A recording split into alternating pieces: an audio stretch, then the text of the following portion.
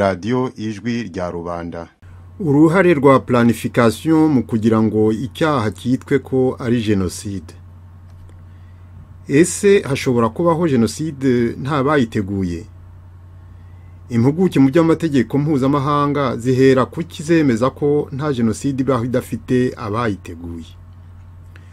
Reka dutege amatwi Professeur Kambanda Charles, inzobere mu by'amategeko, aho adusobanurira ku buryo burambuye filozofi ijyana n'icyaha cya genocide, yerekana ukuntu bidashoboka ko habaho genocide idafite abayiteguye. Professeur Charles Kambanda, ndabashimiye cyane kuba mubonye akanya ko kuza hano kuri radio ijwi rya Rwanda kugira ngo twongere tuganire.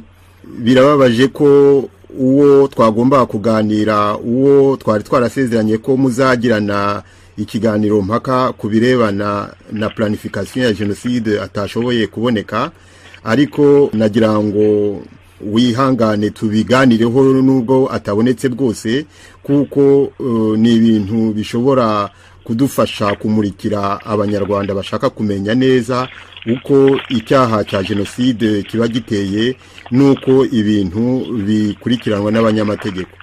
Ubwo rero mbere yo gutangira nagira ngo ngusabe wongere wibwire mu magambo avunaguye abumva radio ijwi rya rubanda baba batarakumenya. Barakoze bwana Simewo kuba mwantumiye kuri radio yanyu, cyane cyane kuba mwantumiye mu biganiro mpaka. Iki kiganiro mwantumiyemo kirakomeye cyane, ni ikiganiro cyane cyane abantu biga amategeko, abantu baburana imanza z'amategeko, abantu babura amenya imanza za genocide, abantu baburanya imanza za genocide, bakeneye ibyo bintu tugiye kuganira muri iki kiganiro. Ubundi njyewe ni Charles Kambanda, umugabo wanjye wo gushakashatsi cyangwa kwigisha nabitangiye kera nkiri no muri Afrika. Nabitangiriye mu Rwanda, nkajya mu Uganda nigisha muri za kaminuza zitandukanye, mbere yuko ngana hano muri Amerika, aho nakomeje umugabo wanjye wo gushakashatsi no kwigisha muri kaminuza. Ariko none wo muri Amerika wo nahisemo no kuba umwavoka, kuba maître mu mujyi wa New York, abamburana cyane cyane imanza zijyanye n'ibyaha amategeko mpanabyaha, nkabamburana cyane cyane imanza zitwa felony, imanza zikomeye. Numva iyo birahagije, kireka hariya ibindi bintu abantu bashaka kumenya. Urakoze cyane, ndakeka ko bihagije. Hageze n'abashaka kumenya byinshi kurushaho, icyo gihe bazabaza, ariko icyangombwa nuko bigaragara yuko nk'umushakashatsi kandi ukaba unari maître uburana imanza, ushobora kuba ufite experience ihagije kugira ngo ube watumurikira twebwe abatamenyereye iby'amategeko.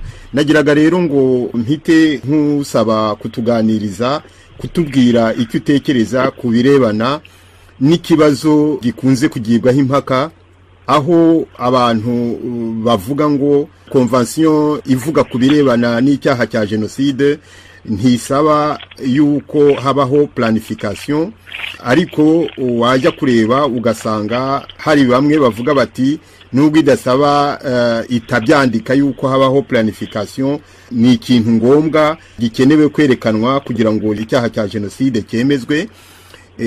Ubushize nagiranye ikiganiro nawe dusobanurira ku buryo numvaga buhwitse ko planification nubwo itanditswe nk'uko muri convention ibyo ari byose igomba kuba iriho kugira ngo icyaha cya genocide kibe genocide koko. Nyamara nyuma mu kindi kiganiro nagiranye na Maître Twagiramungu Innocent, nawe uvuga ko azi iby'amategeko kandi ko yakurikiranye iby'imanza zirebana n'ibya genocide mu rukiko rwa Arusha n'urwa Yugoslavia, yaje kuvuga ati ntabwo planification ari ngombwa. Usanga mbese harabaye ivuguruzanya ku bakurikira ibi biganiro bigenewe kunganira abanyarwanda, bigenewe kubajijura no kumvisha uko ibintu biteye. Hariho ikintu cyerekana yuko interpretation mukora y'ibyo mwembi itandukanye.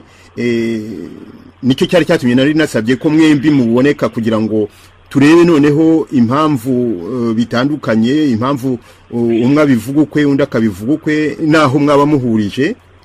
Ariko kubera yuko yatinye kuza mu kiganiro atabonetse, ubwo nahitamo kukubaza wowe nk'umushakashatsi kandi ukaba n'umwarimu, ukaba n'umuavoka mu nkiko z'i New York, ushobora kudusobanurira neza impamvu wowe nabo mu byumva kimwe mufata yuko planification ari ngombwa kugira ngo icyaha cya jenoside cyemerwe, nubwo iyo planification, ijambo planification ritanditswe byanze bikunze muri convention y'i Geneve bose bagenderaho iyo bavuga icyo cyaha cya jenoside? Murakoze bwana Simero. Ikiganiro cya bwana Innocent nacyumvise kuri radio yanyu, nagikurikiranye neza ijambo kurindi. Nabyo nshaka ko tuganiraho uwo munsi. Mbere yuko ujya muri substance mu byo yavuze bwana Innocent, nshaka kubanza gusobanurira abatumva ko bwana Innocent yaravuze ngo ndi cyazi Kambanda ni inkotanyi ikomeye eba New York. Icyo kintu rwose nshaka kubanza kumukosora. Nta bundi inkotanyi ikomeye, kubera ko ntari inkotanyi ntabwo nshobora kuba inkotanyi ikomeye. Ngewe Kambanda definition yanjye murazi, resume yanjye irazwi, CV yanjye irazwi, na hamwe nagezemba inkotanyi ntabundi inkotanyi, bivuze ko ntashobora kuba inkotanyi ikomeye uko bwana Innocent abisobanura mu kiganiro cye. Ikiganiro cya bwana Innocent harimo ibintu bitatu nshaka kubanza, nshaka ko twakwebandaho ibibazo bitatu nakuyemo, ku buryo turamutse tubisobanuye neza abantu bazarushaho kumenya icyo ikibazo cya planification mu cyaha cya jenoside. Ikibazo cya mbere bwana Innocent yazanye muri disikuru ye, ni ikibazo ese iyo havutse ikibazo cya interpretation y'tegeko uko riba ryanditswe, hari siyansi yihariwe dukoresha kugira ngo tumenye neza amagambo akoreshwa mu tegeko runaka? Bwana Innocent asa nkaho avuga ati tujuru buri gihe tugomba gukoresha area yitwa strict interpretation. Eyo ngira ngo ndabigarukaho, ariko icyo ni ikibazo cya mbere nshaka ko abatumva babanza gusobanukirwa. Ikibazo cya kabiri abatumva bashaka bagombye kubanza gusobanukirwa cyangwa tugombye kwibaza, ese niba jenoside bivuze ubwicanyi buri systematique bugamije kurandura ubwoko cyangwa idini cyangwa group yaho abantu bakomoka, igihugu bakomokamo, hagamije kubarandura burundu cyangwa igice cyabo, eske iri jambo systematique uko rikoreshwa muri definition ya jenoside rivuze iki muri definition ya jenoside? Eske ko abashakashatsi bumvikana ko jenoside yitwa systematic destruction cyangwa killing of all cyangwa significant part of a race cyangwa ubwicanyi systematic bugamije kurandura abantu mu bwoko bwabo cyangwa mu dini ryabo, ko iyo definition niyo definition genocide tuzi ku buryo nta muntu ubishidikanya. Ni kubera iki iyo definition ya genocide itagaragara muri convention ya 51? Eske ko n'ijambo genocide atari ijambo ry'icyongereza, atari n'ijambo ry'igifaransa? Ni kubera iki litasobanuwe muri iriya convention? Eske abantu bakoze iriya convention birashoboka ko hari iyindi source cyangwa hari ibintu batashije muri iyo convention cyangwa bakoreshe amagambo muri convention tutashobora kumenya kireka tugiye muri source, kuri source y'ayo magambo? Ecyo ni ikibazo gikomeye tugombye tuzasubiza muri icyo kiganiro. Ku kibazo cya gatatu nanone tugombye kwebaza, ese gusobanukirwa cyangwa kumenya ibyanditswe muri iriya convention, hari ibintu umuntu asabwa kubanza kumenya mbere yuko anatangira gusoma iriya convention? Igisubizo ni yego. Hano nzasobanura ibintu bibiri, nzatanga ibintu bibiri umuntu agombye kubanza kumenya mbere yuko anasoma iriya convention kugira ngo amenye neza amagambo akubiye muri convention. Ikintu cya mbere nshaka gusobanurira abatumva ko icyaha cya genocide gifite filozofe yihariwe. Icyaha cya genocide ni kimwe mu byaha ku isi bifite filozofe yanditswe inonosoye ikubiye mu gitabo. Icyo gitabo cya filozofe ya genocide cyanditswe n'umugabo witwa Raphael Lemkin. Icyo gitabo yacyanditse muri 1944, kikaba cyitwa Access Rule in Occupied Europe. Filozofe ya genocide n'ibintu byose tuvuga ya planification bikubiye muri chapitre y'icyo gitabo cya Lemkin, muri chapter y'ikenda. Niho tukura ibi bintu. Ni ukuvuga ngo genocide ni icyaha cyahinuwe, ijambo genocide ryahinuwe. Filozofe ya genocide ikandikwa n'umufilozofa w'amategeko witwa Raphael Lemkin, ku buryo iyo tabanje gusoma iriya filozofe uko yanditswe ntabwo ushobora kumenya icyaha cya genocide kukiburana cyangwa kukiburanisha cyangwa kucyandikaho mu buryo buri scientifique. Muti gute? Uyu mugabo Lemkin Raphael niwe actually yanabaye mu bantu bakoze iriya convention y'abatrainers yabahaye amahugurwa. Iriya kipe tukunze kwita kipe y'abavoka b'Abongereza, iriya kipe yitwa London Charter. Izo kipe zose Lemkin yirirwaga abasobanurira, abanonosorera neza icyaha cya genocide, ku buryo iyo utabanze kumenya icyo yavugaga ntabwo ushobora kumenya neza. Ikindi cya kabiri umuntu agombye kubanza kumenya mbere yuko anasoma iriya convention kugira ngo ayumve neza, umuntu agombye kumenya ko n'ubu icyaha cya genocide cyanditswe kikemezwa muri iyo convention yemejwe muri 51 niho yatangiwe gukoreshwa. Icyaha cya genocide hari abantu barezwe icyaha cya genocide muri ziriya manza z'abayahudi z'ibyaha byakorewe abayahudi, barezwe icyaha cya genocide mbere y'uko cyandikwa. Hano hari ikibazo gikomeye mu mategeko kubera ko icyaha cya genocide ku isi nicyo tuzi abantu barezwe icyaha cya jenoside mbere yuko cyandikwa buriya kirazira mu mategeko mpanabyaha kurega umuntu icyaha kitarandikwa ariko jenoside byarabaye mu mazi abayahudi hari nemaze tubisubiramo mu magambo muri disikuru yacu ariko ni ukuvuga ngo tugomba no gusubira muri z'iyo manza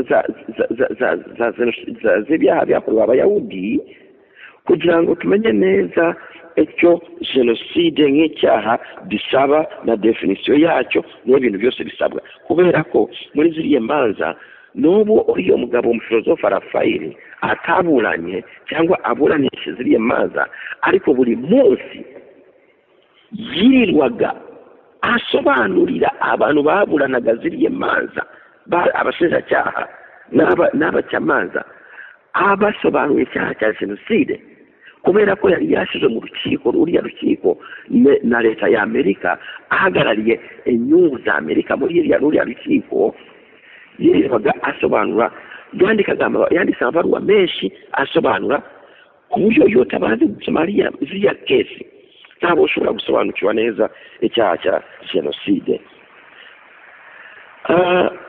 Mu kurangiza ndashimangira ko nanone planification cyangwa organisation ntabwo ari elema y'icyaha cya jenoside nta muntu ubivuga gutyo aho cyo tuvuga planification na organisation bitewe n'ukuntu kiriya cyaha cyubaswe cyangwa cyasobanutse muri definition yacyo kikanaba cyanasobanuye muri filozofi yacyo muri kiriya gitabo navuze.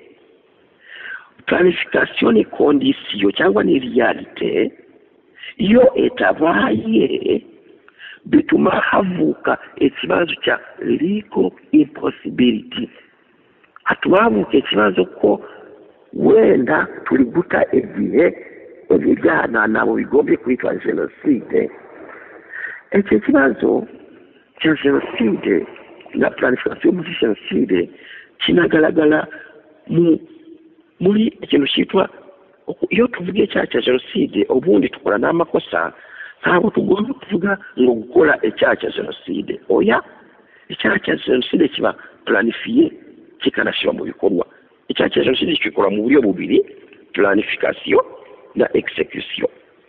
Ni nayo mpamvu mubona ririya tegeko ryo mu Rwanda barababwira ngo hari kategori ya planification hari na kategori ya execution. Noneho aho nawe wavuke ikibazo niyo mpamvu batandika iriya planification muri definition y'icyaha cya jenoside nuko ntabwo bivuze ngo buri muntu wese ushyira mu bikora jenoside aba yaplanifiye yabaye muri planification oya planification tuyishakira mu bantu bakeya bari hejuru ku top niyo tuyishakira hasi tugashaka execution. Icyo tuba tureba mu bantu bari hasi basize mu bikorwa tuba tugaragaza ati bari bazi neza ko hari umugambi niwo twita planification hari umugambi hejuru wanonosowe bafite amabwiriza anonosoye noneho bakabishyira mu bikorwa aho niwo specific intent yabo igaragarira ku bantu bari hasi. Ikindi kintu kigaragaza ko planification ni ngombwa murebe muri kariya kanama kanama gashinzwe umutekano amahoro n'umutekano ku isi mbere y'uko bashyiraho uruya rukiko na mbere y'uko bashyiraho itegeko rya Arusha rihana jenoside ya Arusha habanjirijwe akanama ka komite gadasanzwe kashizeho inama na kariya kanama kashinzwe amahoro ku isi. Iriya komite yagiye mu Rwanda murabibuka ko icyo gihe u Rwanda wari rufite instability no kuvuga ngo biranashoboka ko kariya kanama mu by'ukuri ntabwo kabonye uburyo bwo kugenda gukumbura ibibazo ariko muri raporo yako niho hagaragarira ikibazo cya planification ko kiri ngombwa. Kariya kanama katanze raporo kabwiye akanama gashinzwe umutekano ku isi United Nations Security Council harabuwe n'iriya komiti ngo tuvuye mu Rwanda twahasanze ibimenyetso simusiga ko ubwicanyi bwabaye mu Rwanda bwari planifiye bwari systematique. Ubu bwicanyi bugomba kwitwa jenoside kubera izo mpamvu. Akanama gashinzwe umutekano kahise kabyemeza ati noneho niba mwabonye ibimenyetso ko buriya bwicanyi bwabaye planifiye bwabaye systematique bwakoze mu buryo buri systematique, ubu bwicanyi bwitwa jenoside. Tunashyizeho urukiko n'itegeko rizahana ibyo byaha. Ikindi kintu kigaragaza planification mu maza jenoside, mugende murebe urubanza imanza zitijwe igisirikare rwa mbere n'urwa kabiri, mu bintu baregaga bari abagabo bose, buri muntu bamuregaga ibintu wakwita planification ya jenoside. Murebe indictment za bariya abagabo baregwa ibintu kuva muri 90 ngo bakoze. Hari ngo gutegura interahamwe, kuzishakira ibyangombwa, kugura imipanga muri za 90, ngo gutegura amanama kuva muri za 90. Ntababaregaga ibintu specific bijyanye n'ibikora byo muri 94. Babaregaga ibintu ngo bakoraga, bakabaregana amaliste bakoze kuva kera. Ibyo bintu byose ubu bushinjacyaha bwari bugamije kugaragaza planification, kubera ko bari abagabo nibo bari hejuru cyane kurusha abandi bose. Ubushinjacyaha bwarusha buzi neza uruhare rwa planification kugira ngo icyaha cya jenoside nyine kibe icyaha cya jenoside. Bari abagabo ahanini baregwaga ibintu babareze muri ndasaba buri muntu wese ukurikiye iki kiganiro asubiye muri za indictment za buri muntu wese, bari abagoswa n'abandi, bari abagabo babagoswa n'abandi bose. Buri muntu bamuregaga ibintu byakozwe kera muri 90, bakazasubira muri histoire wakoze ibintu wakoze ibintu tuzabizana ibimenyetso mu rubanza. Nyine baranabizanye ibimenyetso, ariko ibimenyetso byagaragaye ko bitari byo. So no kugira ngo umuntu ohakana ko planification nabo ari condition important mu kubura na jenoside, uyo muntu sinzi uko asoma icyaha cya jenoside cyangwa uko akiburana cyangwa uko akiburanisha. Ibyo ni ibintu bitatu usagarukaho mu magambo arambuye muri iki kiganiro. Urakoze cyane, uduhaye ibisobanuro birambuye. Icyo cyari igice cya mbere cy'ikiganiro Radio Ijwi rya Rubanda yagiranye na Professeur Charles Kambanda, asobanura ku buryo burambuye filozofi ijyana n'icyaha cya jenoside, yerekana neza uruhare rwa planification mu kwemeza ko ibyaha bikorerwa amagrupe y'abantu byitwa jenoside. Iyi ni Radio Ijwi rya Rubanda.